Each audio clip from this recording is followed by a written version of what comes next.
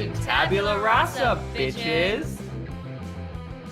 Hello, hello. Oh, hello. My name is Allie. And I'm Nick. And welcome to Season 1, Episode 8 of Tabula Rasa, bitches. We're so glad to have you here.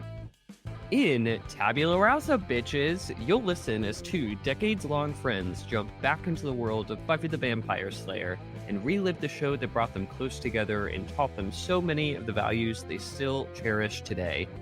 Each episode of Tabula Rasa, bitches will dive into an episode of Buffy the Vampire Slayer and discuss the lessons that can be learned from our favorite Sunnydale warriors and the supernatural creatures they use their talents and friendship to overcome. Today we'll be discussing Season 1, Episode 8, I, Robot, You, Jane. And before we jump into the episode, we have two warnings today. The first is our normal warning that we'll be discussing this episode, spoilers and all, so be aware of that if you haven't watched the episode yet and want to be surprised. The second is a content warning. This episode has themes involving self-harm and suicide. If discussions around those topics are triggering for you, please take care of yourself, and we'll look forward to catching up with you next episode. With all that being said, Nick, jump into the episode summary. With pleasure. So, while helping with a project where library books are scanned into a computer database, Willow accidentally releases a demon named Moloch the Corrupter, known for his seduction powers, into the internet. Don't you hate when that happens? I hate when that happens. Yeah, it is a drag. The next day, Willow shows up to school giddy over a new boyfriend she met online while Buffy and Xander worry about who he is. The mysterious demon Moloch has started changing files, recruiting helpers, and is generally causing havoc in the world. After two of Moloch's hoodwinked goons attempt to kill Buffy, Buffy becomes suspicious that Moloch may be Willow's boyfriend. Working with the computer teacher, Miss Calendar, Giles casts a binding spell on Moloch while Buffy and Xander track down Willow, who has gone missing. The spell works, and Moloch is trapped in a robot body that has been built for him, but he doesn't last long as the Scoobies successfully dispatch him. And as usual, we'll throw out a shout out to Buffy Guide, where I stole bits and pieces of this episode summary from. Lovely. Also, a little pat on my own back. In my notes, I almost spelled Moloch right. I was close. Oh, good. Did I? I hope I spelled his name right. I think I did. Oh, you didn't. Oh, you didn't take the spelling from Hang on. Buffy Guide. Actually, oh, nope. Spelled it wrong. Oops. Never mind then. Spelled it totally wrong. Back to Pat rescind it. All right. Yeah. Well, I just want to start off. Can we talk about the sick monster makeup in this show? That was my first note too. He's so ugly and scary, and it's so good. He looks but just the textures and stuff. That is one of the things. I know CGI has brought us a lot of amazing things, but I do think there is definitely something to be said for the craft of special effects makeup. It's just, so cool. And I bet it brings, I haven't had the pleasure of being on set with a monster yet, but I can only imagine it only helps with the fellow actors being there with a real monster. I love how they do it too. The way the camera is situated. It's like you see his hand first, so you're like, I wonder, and then like the way all the different elements come together. It's so good. Yeah, and you're like, oh, girl, look at those nails. Girl, yeah. Yes, you went to the salon. LOL, I had the dumbest thought, and now I have to share it while I was watching. LOL, circle of Kayless. More like Kayless. I'm sorry. I'm so sorry. Oh, Allie, I'm obsessed with you. I also, this isn't the last time we're going to have one of these openings where it's like a flashback to hundreds and hundreds and hundreds. And they're like, quickly bind the demon quickly. That's true. And I love both times that I can remember where that comes up. And it has me so excited for season 5. Yes. Shoes, glorious shoes. That was my first, fun fact, and I guess I'll have to say it again when we get to season 5, but for those of you who know, you know. When I went to my first convention, Balticon, in 2006, sixth grader Allie, you can choose a name for your badge. It doesn't have to be your own name. So and my family wasn't the pick family yet, like ice pick and daughter pick and all that stuff. So my badge name was Glorificus. Oh, If you know, you know. Yep. I was huge dork. Anywho, so I always question when situations like this happen where something's found in a book or a book is cursed or there's a haunting in the book or whatever. I always question like, why not just burn it? I had that question too, especially because, well, we'll get into we see something get destroyed later on and that effectively kills him. Yeah, why couldn't they burn the book? Or hide it a little better? Come on, guys. Right. Like box way underground, chains and cement and all that stuff. Like I get that maybe they didn't have all of those tools and stuff when they initially found him all those hundreds of years ago. But sometime between then and it finding its way into the Watchers, I assume the Watchers Council had possession of it, and that's how Giles got possession of it, I assume. It's not like it went through Sunnydale Library. Yeah, that's totally a So fair assumption. somewhere along that line, Nobody was like, hey, wouldn't you yeah, know what it is and then be like, this needs to be in a vault? Or I guess like what it was lost to time because it's not until he actually picks up the book and is like, oh shit. right. When Giles picks up the book and is like, I think I know what we're dealing with. So yeah, I mean, I have heard, especially in like haunting cases, the argument of if you burn it, that just releases the entity out into the ether, which would not be great. But I don't know. I would at least have to have that thought of like, guys, what if we burn it? And then somebody goes, no, we'll release the demon. I'm like, okay, Right. cool. Question answered then, rather than us being like, come on, guys. Yeah. Another note, when Buffy unboxes it, her pigtails are everything. It's true. It's true. Uh, Hot girls with their pigtails, just saying. Get yourself a Slayer that can do it all, kick ass and look adorable. She certainly can. Well, hello, Jenny Calendar. Yeah, here we are, man. Mhm. We're gonna learn a lot more about her, aren't we? Yeah. But thank Kalis, she got pulled into this because this is, I mean, Think Kalis. this is how she gets in. I do what I do.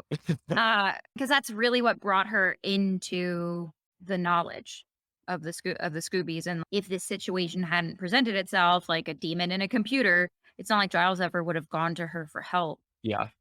Or I guess maybe it was a matter of time until a pagan's powers were needed. This was the first time I've ever Googled techno-pagan, and I'm grateful to Buffy for giving me that opportunity. Ooh, please share. I wonder, do we think that Jenny would have found a reason to involve herself? I think She so. knows who they are and everything, right? Yes, I think she knows. She probably knows about Buffy, even, or at least knows about the Slayer, because she definitely knows about Angel and the curse. Mm-hmm. So she knows about that. So she knows about the world. So I would assume she at least knows what a Slayer is, if not that Buffy is the Slayer. So it does feel kind of inevitable that they would have crossed paths, especially, it just might have been later with something related to Angel. Right. Yeah, I could see that. This is my first quotable quote from the episode. I happen to believe one can survive in society without being a slave to the idiot box. Oh, Giles, you're so British. He is. He's so incredibly British. And it's also, this whole episode was very like, huh, wow. Feels like so long ago. Just that like a time when technology wasn't completely integrated and interwoven into our society. Like a lot of this idea of opting out of computers is just so foreign now. Yeah, the idea that there would ever be a debate between should we go with computers or should we go with books? It's like, nope, that ship has sailed. No, it's Right. Like I still appreciate having both. There's things I like to have paper for, but no, it's not. It is not optional at this point. And for me, both my parents are computer engineers, so I grew up with a PC in the house. We had before we all had our own devices, there was the office and the family computer. I remember that computer. We would play The Sims together. Yes, we would. Fun times. Oh, those summers long ago. Another hello. This one's a dark one. Hello, Fritz, aka future workplace shooter. Yeah. Be afraid. Like, yeah. What does he say? Those eyes. Oh, yeah. Creepy dude, even before he gets seduced by it. Like, he's still somebody to keep your Right, eye like on. it's not shocking that he was seduced by this. Like, I imagine, like with Willow and with the other guy, David or Dave, they're Malik approaches them for a reason. Yeah. Like they're targeted. And yeah, Fritz is I just want to read very this. I want to read this quote from Fritz for our friends who, whatever, because it's creepy. Mhm. He says, the printed page is obsolete. Information isn't bound up anymore. It's an entity. The only reality is virtual. If you're not jacked in, you're not live. You're fucking weird, dude. Seek therapy. Stat. and he is essentially right there saying there's a demon and I worship him. We just don't know Yeah. that yet. My next note, Xander's porn star shirt. Okay, you picked up on that too. What? That would not fly on Centennial Lane. His shirt says porn star. I was like, surely I'm reading it wrong. Surely there has to be. No, it says porn star. I had a very similar thought of like, is there a pun or is that some kind of something that's meant to sound like? Nope, it just straight up says porn star. It says porn star. The Xander. 90s were a magical time. Magical time indeed. I love the flirtatiousness the kind of coy, flirty, I'm gonna make fun of you, like pick fights with you flirtiness that we're With taking Jenny and Giles. Giles. Yeah. Oh yeah, for sure. Super cute. We'll see what happens. Stupid thing that I noticed, Willow is clearly scanning. She opens up the book, the Moloch book, to the middle of the book, scans the 2 open pages, and then closes the book like she's done. Hun, there's like at least 50 pages in that book. Like, your work is not done. I didn't know if I was being nitpicky, but also just her scanning technique too. They're not getting that whole. Yes, she's only catching the middle of the book. There's at least like it's not a standard size book. It's an exercise book. You need to do like 2 different sides per page. Yeah, I definitely noticed that too. Yeah, Willow.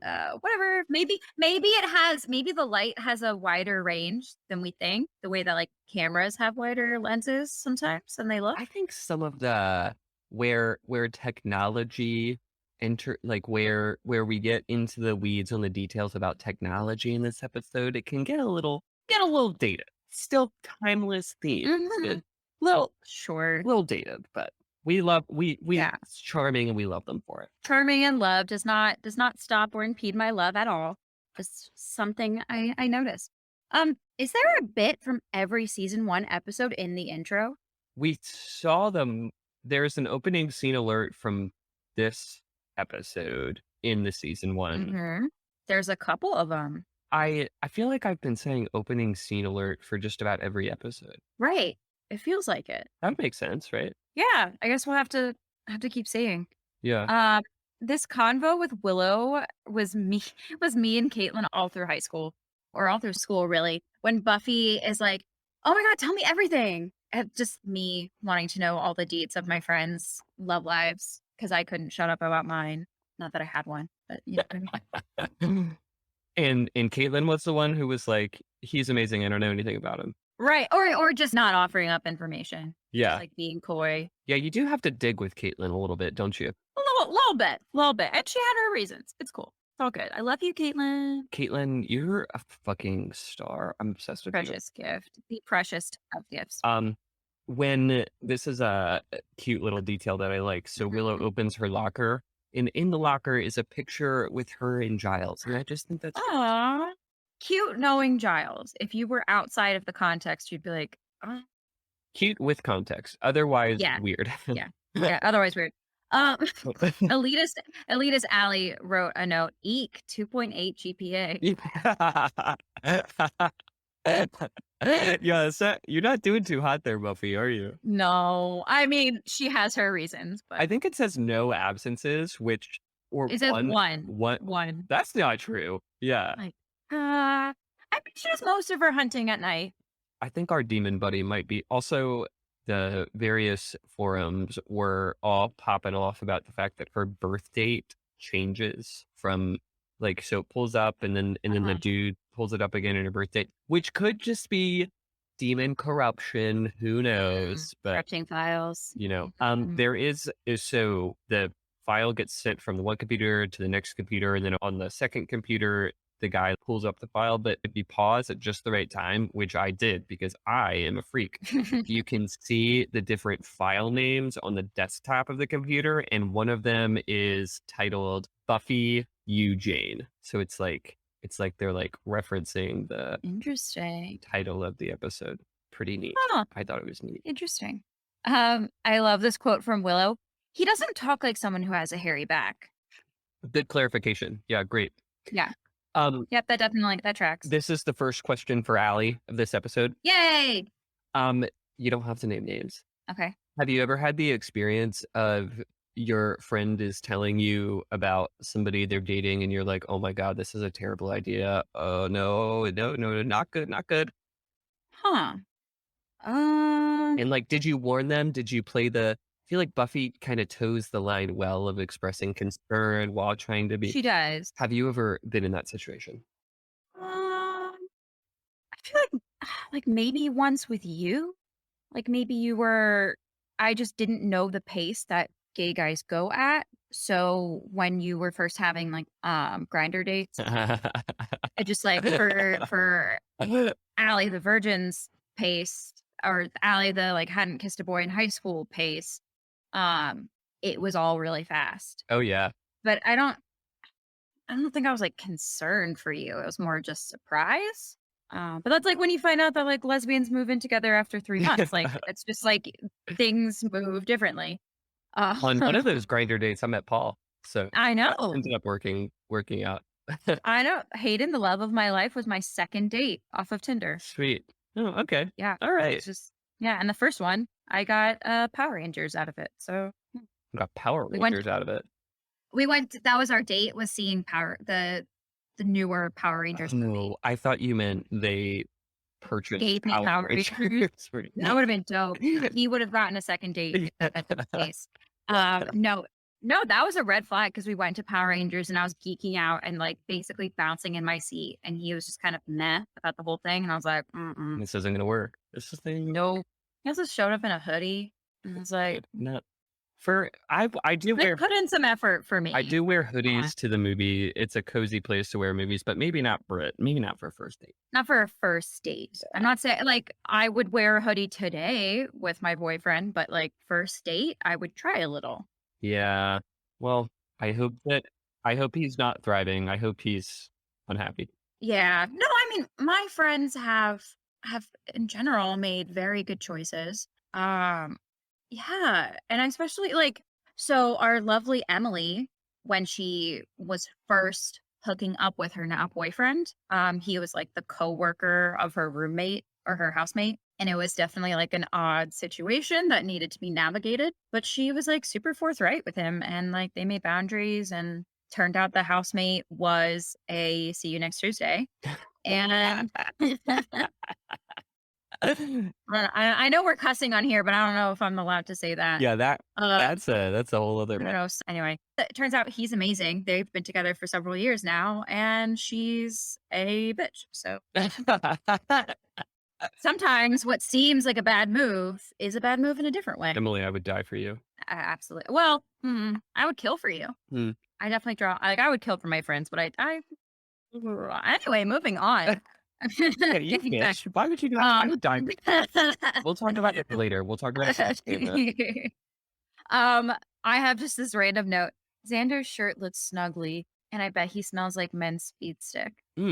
Like in a good way, all compliments. Yeah. Like I bet he just like smells like good deodorant. Men's speed stick. That smell just came rushing back to me because a dude who I had the biggest crush on all through high school. I know, not all through. It just whatever. A dude who at one point I had a little bit of a crush on in high school. Always smelled like speed stick. It's a great smell. Do I know this person? You know who he is, but yeah. Okay, I think so. He was a douche. God, he was a dick. Whatever. It's fine. Another great quote.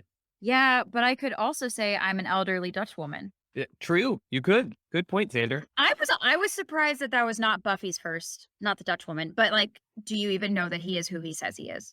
I'm surprised that wasn't Buffy's first concern. Yeah. But I was glad that Xander brought it up. But I guess like we were just talking about, like tech was new, chat rooms were new, meeting people online was really new.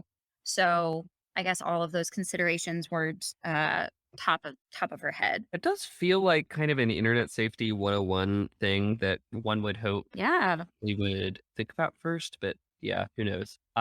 There's another creepy AF quote from Fritz around this point, our workplace shooter to be, where he said, "Can I say that? Can we say that low key?" We just I don't did. know, whatever. Too bad. Look it up. So they're in the lab and Miss Calendar comes over and she's like, "What are you working on?" And he says, "It's a big project." And she says, "Will I be excited?" And he says, "You'll die." Right? There's something wrong with you, dude. I guess at this point he's possessed. To me, tone is everything. Yeah. Like, he didn't say, like, "Oh my God, you will die." No, he says it stone faced, "You'll die." You'll die. It's a threat. Yeah. Right? Like, I hope the guidance counselor is collecting a file on this guy. Buffy and Xander. So Buffy and Xander definitely having valid concerns here. Hmm. And not even in a, like, we're just jealous that Willow's getting attention. Like, no, they are 100% correct on these questions. And it's just, you got to have good friends with your back who have your back. Yeah. Who are concerned for you for sure. I feel like this episode does do a good job of, I mean, Willow's under a spell or whatever, but Well, whatever. she's a teenager. Yeah. She's a teenager and someone's expressing interest, and she's a particularly vulnerable teenager. I totally get her side for sure. What I think they do really well is capturing how a toxic relationship messes with your brain. She is convinced.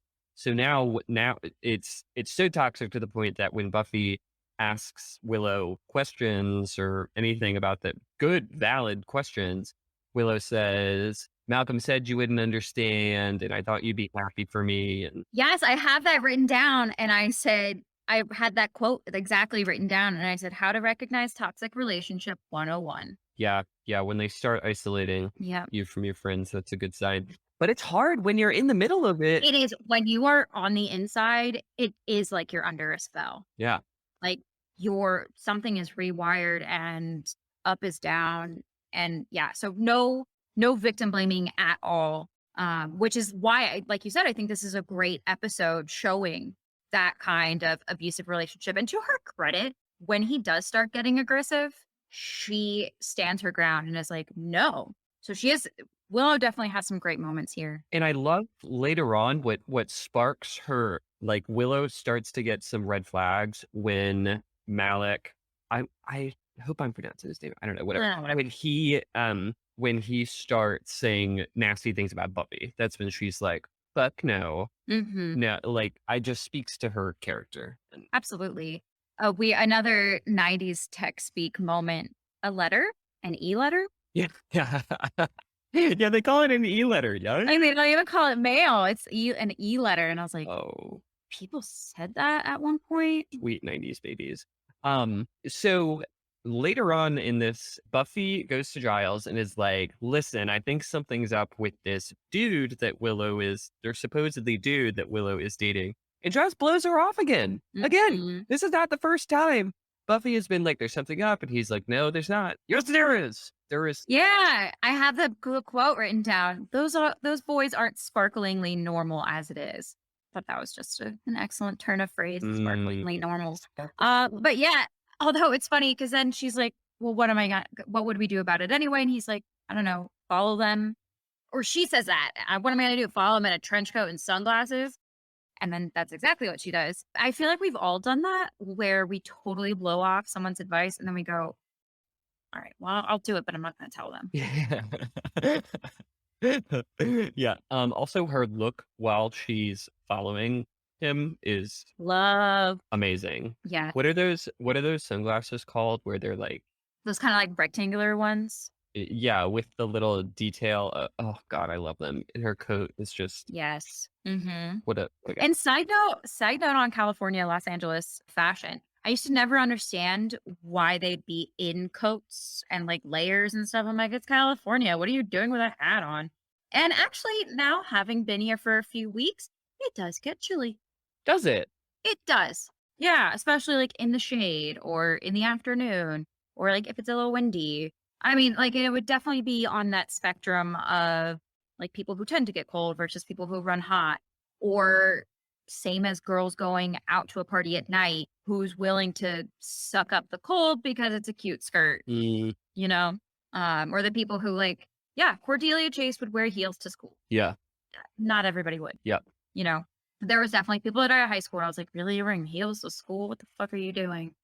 But they did it anyway. So yeah, actually, there was the other night when I was at a comedy club, I was so close to buying one of their $40 sweatshirts because I was just freezing. Oh, we heard it here first, folks. Their costume choices do make sense. That's good. Yeah, I'm not gonna say all the time. Like I always noticed that in the Battle of Hogwarts in like the 7th movie or whatever, and they're all still in their like 3 layers of jackets and stuff. Nah, hun, you're running around a castle. You are going to be taking off your jacket. Anywho, I had never thought about that, Allie, ever. yep, that's the thing. That's the thing I see. I am grateful for your eye.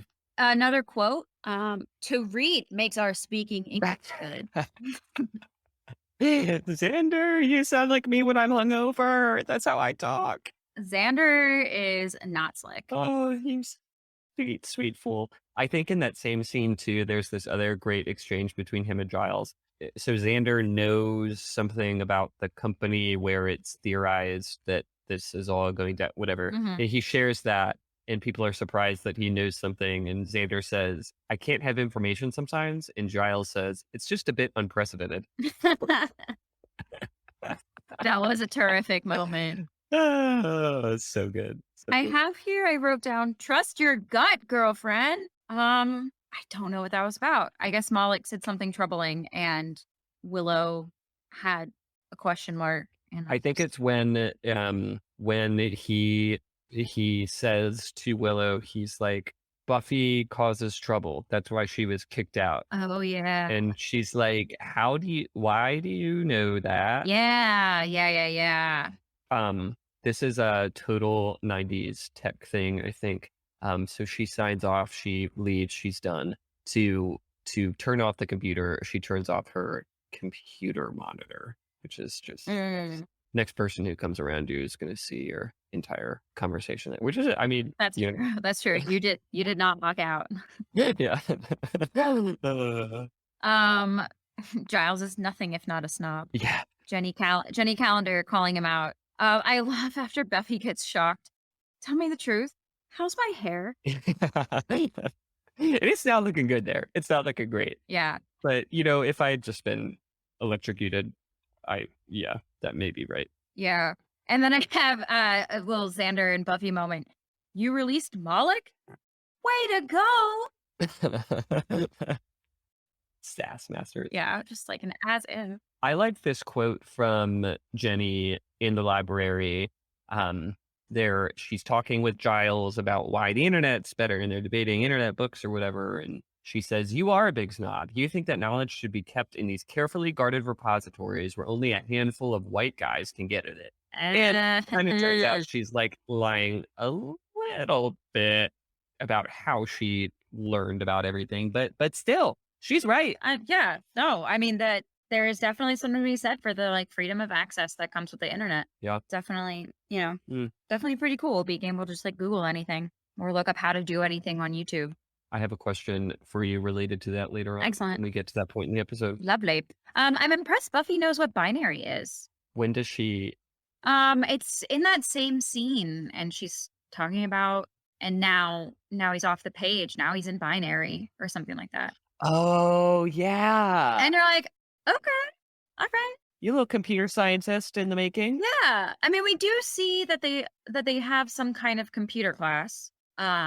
And maybe Buffy just like retains information really well. But I was just like, okay. Okay, Buffy. I see you.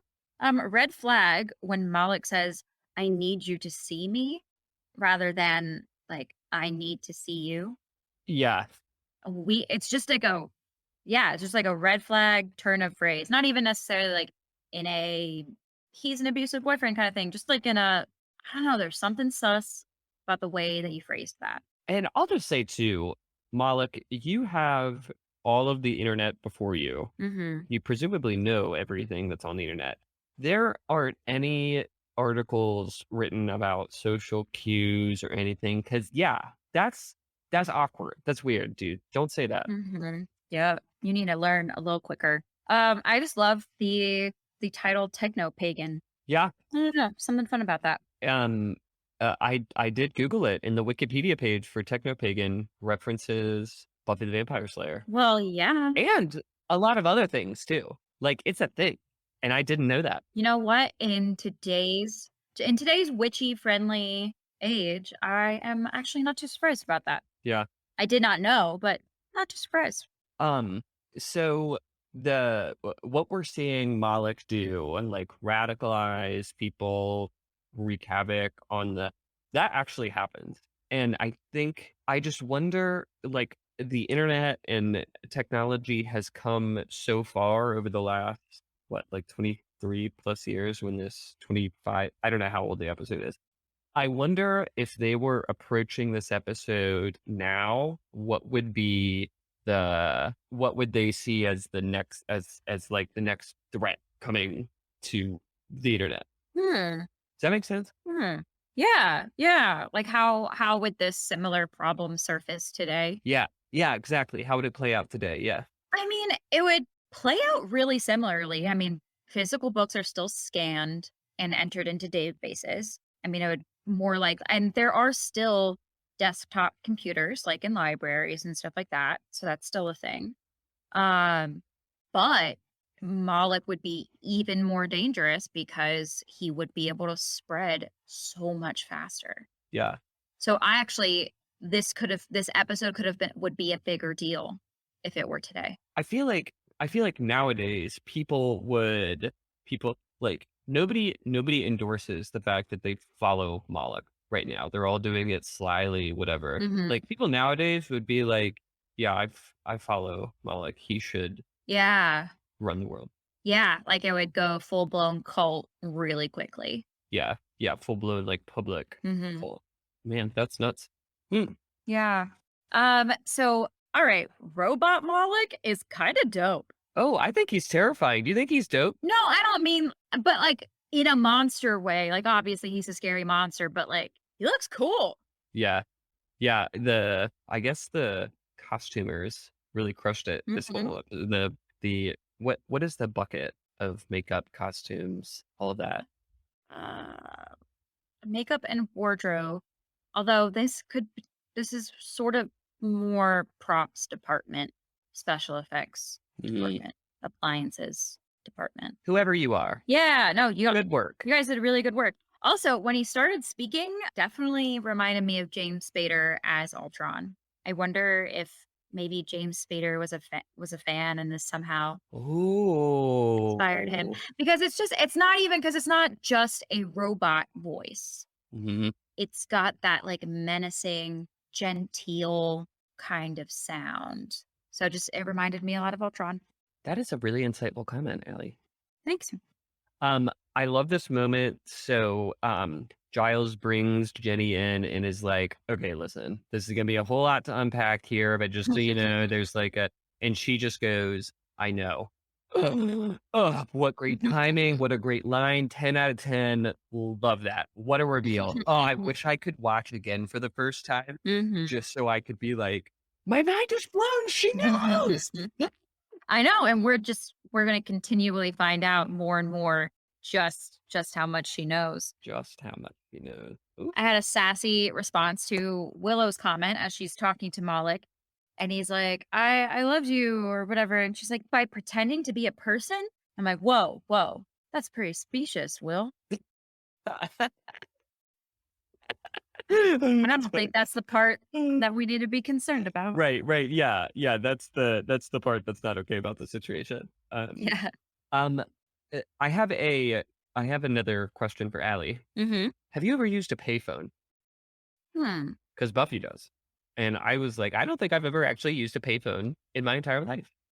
Not seriously. I feel like I probably like fucked with it in an airport because I was bored, that kind of thing. Just like, ha, ha, ha, I'm talking on the telephone, beep boop beep. I don't think I ever put quarters in and talked to somebody. Yeah. Wow. What an experience that we've never had, Allie. Mm-hmm. Man. Yeah. And you? No, I don't think I have. No, I have never. Who carries change? I don't have change. Hell if I do. No. Yeah, I don't even have cash. I don't even have I like. couldn't even get a souvenir penny the other day because I didn't have enough change on me. Yep. Such a bummer. Also, that throwback to the days of memorizing people's numbers. Yeah, she knew the extension to the library Yep. specifically. That's impressive. Yeah, I mean, she would need to, and she would probably be using it a lot. I mean, like, there were numbers I knew. Yeah. Yeah, I still have Rose and I used to study over the phone for social studies. I have some numbers emblazoned in my memory. Yeah, actually I know a fair number. You know, my mom, my dad, my brother, Paul. Mm, are you does your does your number end in 1917? Nope. Damn it. I wonder whose that is. Oh Nope. well. It's for now. Now I just have my parents, me, my parents' old house phone, and Hayden. I'm not entirely confident on his. Every time I'm like, is it this? And I'm like, oh yeah, it is. I know it. So yeah, it's pretty sad. Hmm. I would be screwed. Report out, friends. How many numbers do you have memorized? Let's Oh see. yeah, I'd be interested to hear that. I am not totally clear on what Malik gets when he kills his followers. I mean, he's a demon. He doesn't have to have a reason to Mm-hmm. kill. Like he can just kill to kill. But like, it doesn't seem like the most strategic thing as somebody is building out their follower base to kill it. Like he doesn't suck up powers or any. Yeah, it didn't seem like there was any kind of, like you said, any energy transfer. Are you talking about when he kills Dave? And at the beginning when he snaps that dude's neck, he really likes snapping people's neck. Mm. Yeah. But I guess that's just what demons do, right? Yeah, maybe it's just like hashtag evil. And then also, like with Dave, he was clearly having second thoughts Mhm, and getting a mhm. conscience. So I definitely see from a maintaining your secret standpoint and just Oh, the you killing. said Dave earlier. I meant Fritz when he kills Fritz. Oh, oh, What oh, oh, what do you gain by oh, what would he give? Yeah, yeah, what he has to gain by killing Dave is continued secrecy. That makes sense. right. And yeah, and the dude at the beginning. Yeah, that's a really, really good question. That wasn't something I really noticed. Maybe you've completed your task. You're past use to me. Mm, I don't need you around anymore. mhm. That would make sense. Yeah. Yeah, I don't feel like dealing with you anymore. Yeah. Yeah. Yeah. Which, like, you know what? Jaffiel. I can totally see someone like Fritz. Yeah, he's passionate. Like, he gets the job done. But then once the job's done, you're a lot, dude. He's gonna be so needy. Yeah. Right? Always trying to, I don't know, promote you. Just, yeah, I can definitely see, like, being like, we're done with this relationship. Problems for the brand too if you got a crazy person out there. Oh, yeah. You don't know what crazy Telling people you. are going to do. Yeah. They may try to overthrow you. Never mind, Malik. Makes sense. My question's been answered. I appreciate it, dude. And I love Malik's line. He's saying something about like, oh, and a guy in blah blah blah just paid for a contract out on his mother's life. Good for him. He approves. That's Yeah, it. yeah. I was the comedic timing on that line. I was like, all right, This is my last question for Allie, and it's related to that point exactly. okay. So we see that Malik now has anything on the internet, like private correspondence between people. If it's on the internet, Malik knows about it. Mm-hmm. Let's say you had a similar level of knowledge. You could know anything you wanted to on the internet. No secrets. What would you find out first? Any information on the internet? God damn. Oof. I don't know. Do you have an answer? I just had one. What was it? What were we talking about? Oh, Area 51. Obviously. Yeah. Yeah. Straight to that Wikipedia article. I want to know. Hmm. I want to know what's there. Hmm. Wow, we're finding that I have an embarrassingly low amount of curiosity. Or maybe like, how can I use this knowledge to get more dogs? Mm, I don't know. How can I get more dogs? I don't know. I'll think about it. Yeah, I guess I'm just trying to find out, like, I'm just trying to think of like what are the things I want in life, and I'm like, well, what information would get me cast as a lead on a TV show?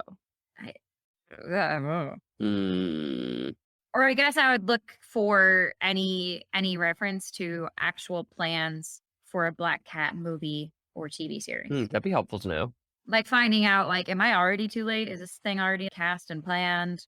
Yeah, I guess that's what I would look at. I would find Marvel's secret communications and be like, ooh, what are they? What's next up in the phase? What are they developing that they haven't announced yet? Yeah, I want to know. Yeah, Oh, that opens up a whole other realm of I guess that would be my information. That the information I would want. I want to know what the fuck they were emailing about when they made the last Game of Thrones season. Like, what? There's a conspiracy there. There's got to be. Okay, good talk. Giles dramatically reading. Yeah, yeah, For whose benefit is this, G-Man? yeah, yeah. These effects as Giles is doing the binding spell. I mean, all of it. Him screaming and the shocks off the computer and the colors on. Well, no, the shocks on the computer make No, the they don't computer. make. Yes, No. yes, because the computer. Hey, this is mystical. This is magic. This is demons. You don't know, but because everything's being typed into the computer, effectively, the spell is happening over the internet. So the computer and the technology reacting makes sense. Giles is reading out the spell so that Jenny can type it into into the chat box. There is the computer can't hear you, dude. You're not speaking into a mic. He's just getting a little caught up in the. He is. He's Yeah. just totally getting caught up in the whole spell of it all. And if we're gonna cast a binding spell on a demon on the internet, why not commit, right? Right. Sure. Yeah. I No, I'm guess. not gonna say like don't dramatically read. Do you think Jenny is like, shut up, funny. dude? Why? You don't have to show off for me. I know you're cute. It's okay. I think her reaction would be more just like aw, he's so passionate. Aw. He cares so much. And she is totally picking up what he's putting down. Oh yeah. Definite tension. I think what I love most about this episode is during other episodes we've seen so far where it like highlights a character that's not Buffy. I like that Willow breaks out of the spell herself. Yes. She is the Yes. one. I think that's so cool. I have an Atta Girl Willow written. Add a girl, Willow. Yeah. Yeah. She is definitely like, because I think up until now, very reasonable. She's a teenage girl. I totally get getting swept up in it all. But she sees the really red flags and she stands up. She does not cower. She does not run away. Like she yells the fuck at him and good for her. Yeah, she hits him with a fire extinguisher. Yeah, girl. Mm-hmm. Mm-hmm. There are some men that I've lusted after that I would like to hit with a fire extinguisher. Yo, for real though. Yeah, and then I had this like my first instinct would have been to trigger the sprinkler system. That's a good point, actually. Yeah, that's a really good point. That would have been mine. But Buffy does a really great job of using her brain. So good job, Buff. Get yourself a Slayer that does it all. I tell you what. She really does. The more I watch this, I'm noticing the more like clever takedowns she has. They're not all standard stake to the heart kind of stuff. So love that. And actually that brings up something I was talking. So I met up with a distant relative for coffee and I was talking about Buffy and I was like, I don't know, I mentioned Joss and he was like, yeah, it definitely does make making the show, rewatching it kind of tints it a little bit. And I was like, actually, having done this and specifically watching these episodes to analyze them, I actually think they really hold up, like feminist wise, especially feminism wise. So yeah, fuck that guy. Yeah, fuck that dude. Yeah, I think the only thing that it adds for me is this like feeling of guilt. But I'll have to form my thoughts more. Okay. Because the episodes do totally hold up. Yeah, 100%. Yeah, the episodes definitely hold up. No, I guess you summed it up right. Yeah, the episodes hold up and fuck that guy. Yep. Yeah, all right. Because also it's not like he was the sole writer or the sole director. Yeah. So that means that there was a team of feminists who made this happen. Yeah, you have said before that it takes a lot of people to make a TV show happen. Oh, fuck yeah. And editors. The movies are made in the editing room. Mhm. You can make, I mean, like, if you've ever seen a trailer that didn't properly sell the movie or sold it wrong, that's in the editing room. Mhm. That's their fault for making a shitty trailer. Mm. Although I should go into trailer making because I would be so much better at it than these people. They're all 3 times longer than they need to be. They tell you the whole story, and I'm like, well, now I'm not going to go see your movie because you I just don't need told to it see to the me. movie now. Yeah. Right. I just don't watch trailers anymore. That's it. I love a good trailer. I do love a trailer. I used to. I used to. Now they just piss me off. What is that Jenny left behind that Giles is now? Also, Jenny, you bitch. Whatever it is, you totally left it there intentionally, and I love that Love for it. you. Love What it. is it? Is it an earring? Okay, so I have a note about this because I said that earring is way too long to be a body piercing. So, because she implies, she says that that's not an earring, or or like you wouldn't have noticed that one.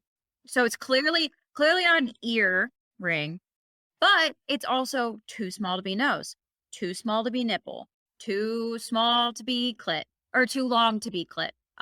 So I guess a belly button ring.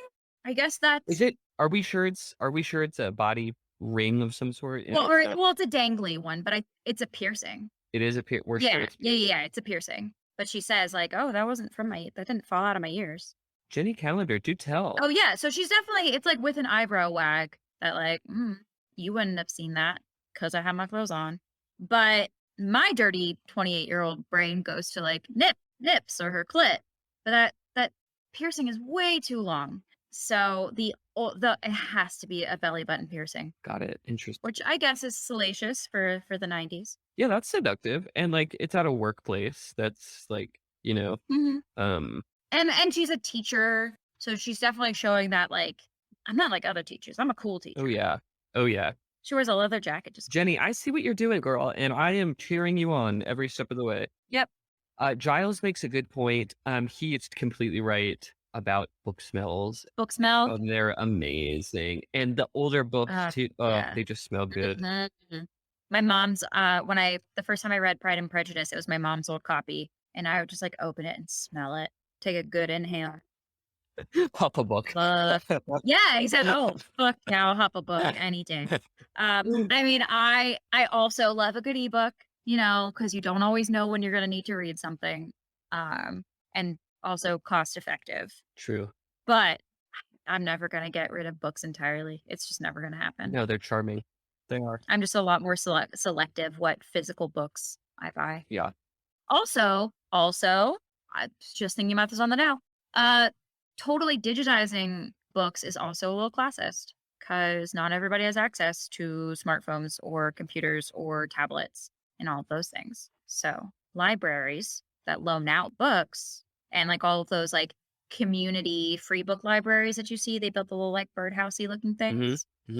Yeah, little book. Yeah, take a book, big book. Yeah. Yeah, exactly. Interesting. I was thinking more that Random point. yeah, I guess classism can work the opposite way too. Like as Jenny Calendar makes the good point, Mm-hmm. not everybody has access to books either. Some people only have access to the oh man, there is no way to get Yeah. all of the knowledge into people's hands who want them. Well, that is the beauty. That is the beauty of libraries. I love libraries so much. Because they have that. They have the computer access and they have the books. Librarians are some of my favorite people in the world. I think they're dope. They are delightful people. I know several librarians, and they are lovely. And they're always weird, but in like the fun way. Yeah. Especially children's section librarians. Oh, they're the funnest. If we have any librarians listening, please know we love you. We love you. Thank you for everything that you do.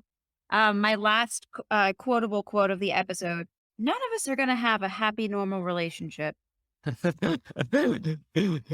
Tain't that the truth? I love the end of that quote, how the episode ends. We're doomed. Ha ha ha ha. Oh. It's that realization that it's funny because it's true. Oh, it's so good. It's so good. I really love this episode, Allie. I love that It is a great episode. Willow deserves this, and she rises to the occasion. I think it's great for her character. Allison Hannigan fucking crushes it, and I know, what a cutie patootie. yeah, I really like this episode. And it is something that, like we kind of touched on this. It was very topical for the time, and would still be topical today. It would just be with different devices. Yeah. But we still have catfishing problems today. So this could absolutely still happen. We would have a picture of Malcolm, quote unquote. Right. He would be. It would just he would have a fleshed out profile, but it would still be untruthful, a lie, whatever, untruthful. Jeez, Sally. This episode ranks lowly on a lot of episode rankings in season one, and I don't really get it. Like, I think it looked like people had the problem with the cheesy '90s stuff, but I don't understand how it's still topical. It still relates. Hmm. Like, yeah, like you said, it would be slightly different today, but I don't know. I feel like that's really narrow-minded, and I can see how that would happen, how just, like, widely people dismiss it, but I think that's just such a simplistic view, and that just shows you completely missed the point. You idiot. You're stupid. Yeah, exactly. No, it's just a bunch of idiots who clearly just don't get it, and I will admit that this wouldn't rank highly on my list, but full disclosure, that's because it doesn't deal with Buffy and Angel. I'll say it. It's like I don't love books that don't have a romance part of the plot. Like that's just who I am. I'm a basic bitch. I love some romance. So that would be the reason for me. But Yeah. but overall, this should rank higher. We'll own it. We'll own the reason. I don't know. I don't know exactly. Maybe at some point we'll have to do our own rankings, Allie, of these Mm. various episodes. That could be fun. Yeah. But I think this should be up there for me. I really Mm. like this one. I just, Yeah. seeing Willow get to shine finally. It's just so, Yeah. Maybe that is also the reason. Maybe because it's Willow centered and it's not Buffy centered. yeah, who knows? Mm. I don't know. Don't know. And I bet it ranks differently among different demographics. Oh, interesting. Yeah, I bet it would. Because like Willow ranks high among like LGBT, Hmm. especially in later seasons. Hmm. I remember you were always Yeah, team is Tara. that part of the reason why I'm like, yes, yes, love this. She gets it. Maybe. I think it's if you're a Willow fan, Yeah, maybe that's why this ranks so high for you. yeah. Hmm. Neat. Um, I was gonna say something, but it was gonna be a spoiler for later on. I'm not gonna finish that sentence. What are your closing thoughts? Other quotes that we didn't get to talk about? Wrap this mother up. Okay. Well, I think that this episode has a lot of great lessons to be learned. It deals with not only internet safety, but also toxic relationships.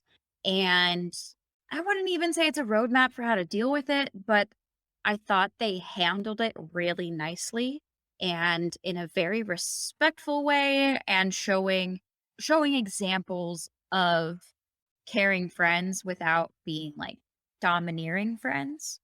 Mm-hmm. Like you said when Buffy's first asking Willow about Malcolm. She's very like non-judgmental, but definitely a concerned friend as you would be. So I thought that was really lovely to see. And it introduces who ends up being a very major character, Jenny Calendar. Mm-hmm. So Brilliance all around. yeah, no.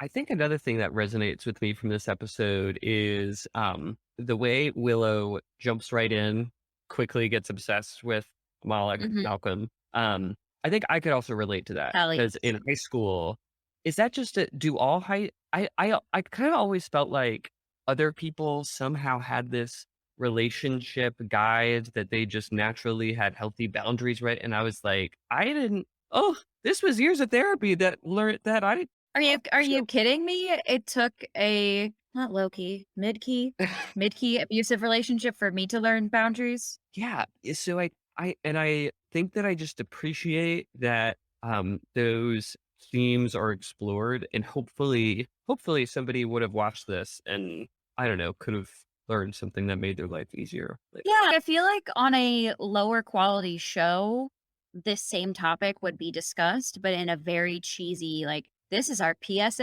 episode. mm-hmm, But instead, it's like we've been saying a lot, it's very show don't tell. Here are examples instead of, like there isn't a part where Giles comes in and wags his fingers and goes, you shouldn't be talking to people on the internet. mm-hmm. It was a PSA without being PSA. Wasn't talking down to us or anything like that. Yeah, we got to that same conclusion. They just didn't have to prescribe it to us. They told the story in such a way that it was clear. Exactly, exactly. And I love stories that way. And I think that's one of the beautiful things about movies and TV that they can tell those stories and learn those lessons when told well. Mm. Yeah. Hmm. Well, I think that about does it for this episode, Nicholas. Thank you so much for joining us, and we hope you'll join us again for our next episode where we'll discuss season 1, episode 9, The Puppet Show. Ooh, Boy, this is a creepy one. I like this one. it is a creepy one. Oh, I love this protagonist in this next one. Folks, if you are just too excited to wait until our next episode to chat, send us an email at tabularasabpod@gmail.com.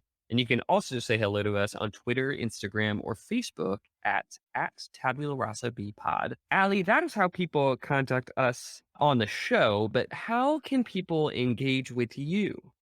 Oh, well, fabulous question, my dear friend. If you wish to follow me on the social medias, you can find me on Instagram and Twitter at daughterpick, DAUGHTPR. No, Jesus Christ, daughter. Okay, sorry, I'll say that again, and I'll just fix that in editing. Don't leave it in. This is great. This is excellent audio. That is DAUGHTERPICK on Instagram and Twitter. And if you have TikTok, you can find me at Future Black Cat. Sounds like it's spelled. And if you would like to contribute to my journey as an artist, help out a friend in need, you can go to buymeacoffee.com/AlliePress. That's ALLIEPRESS. All of those social media handles are in the description. Allie, it is a treasure, as always, to talk with you. Yes, lovely. Delightful to see your face and hear your voice. And for the rest of you, goodbye till next time. Make proud choices. Bye. Tabula Rasa Bitches is hosted by Allie Press and Nick Mercer, with music by Infoton Cult, artwork by Charlotte Fleming Design, and consultation by Evo Terra.